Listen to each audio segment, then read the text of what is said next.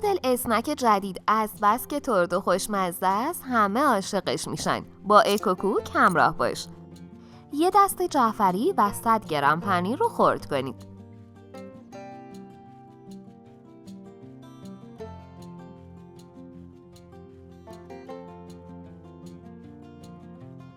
یه دونه تخم مرغ، نصف پیمانه شیر، پنیر و جعفری خرد شده،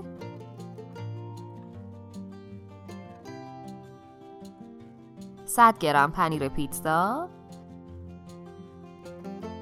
یه قاشق چایخوری نمک و 2 قاشق چایخوری بیکینگ پودر. با هم مخلوط کنید.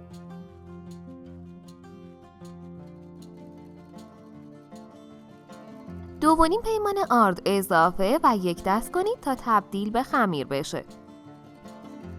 اگه میخوای اولین نفری باشی که به محض آپلود آموزش جدید ویدیومون رو ببینی، دکمه سابسکرایب و زنگوله کنارش رو حتما بزن.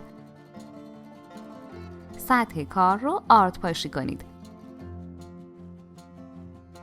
خمیر رو روش بذارید.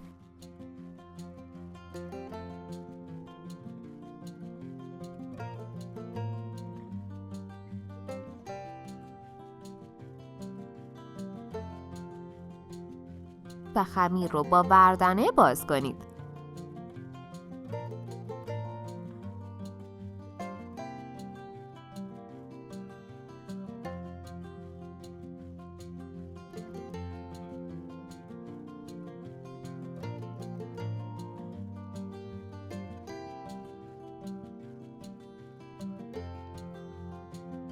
برش‌های عمودی و افقی بزنید و در نهایت به صورت مثلثی درشون بیارید.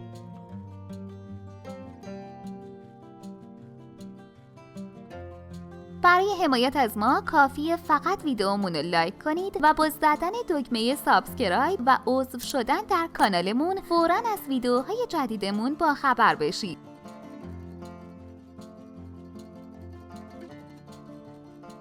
در آخر هم داخل روغن فراوان سرخشون کنید. دوستان ما سعی کردیم تا جایی که میتونیم ویدیوها رو براتون به صورت خلاصه و در عین حال جامع و مفید آماده کنیم تا بتونید به جای گذاشتن نیم ساعت وقت با ارزشتون برای یه ویدیوی طولانی 10 تا غذا و شیرینی و دسر و کلی چیزای جدید رو یاد بگیرید. عطر جعفری خوشمزدگی این اسنک‌ها رو چند برابر کرده. باید امتحانش کنید تا بفهمید چی میگم. نوش جان. لطفاً برای حمایت از ما لایک و سابسکرایب رو فراموش نکنید.